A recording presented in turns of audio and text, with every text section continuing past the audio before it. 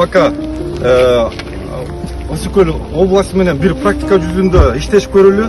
Андан кийин 7 областка таратабыл деп, мына силердин азыр жанагы башында айтып кеткен, азыр кандай оперативно иштесек, областын деңгээлде биз примерный болуп, кийинки даже республиканский уровеньге жол ачабыз да. Ошон үчүн балдар дагы бир жолу сураныч, азыр Кубанычбекте 1 минут максимум угуп коелу, дагы бир жолу өзүң кандай болуш керек, эмне болуш керек бир жолу. Салам алейкум, Жети акен, Жети акенин урпактары. Биз эми Ысыкөл Жети акебиз менен даңазабыз таандылган Айкөл элибиз да, Ысыкөлдүн жигиттери.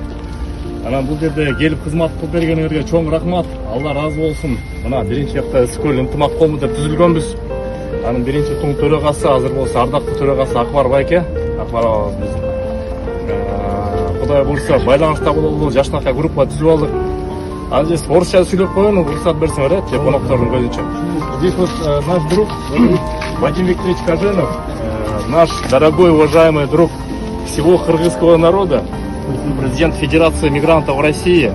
Он такую акцию организовывал не раз. Сегодня, по-моему, 4-я акция, да, подобная, совместно с кыргызской диаспорой. Ну, с нами.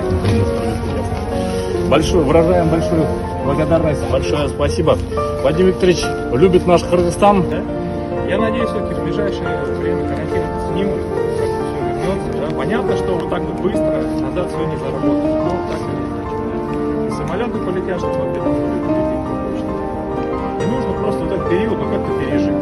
Мы пережили меньше всего конфликта, грубо споров. Вам всем большое спасибо за помощь, что вы тратите свое время, силы. Вот, организаторам за то, что все смогли. И давайте, да, загружаемся. Спасибо, Вадим. Спасибо.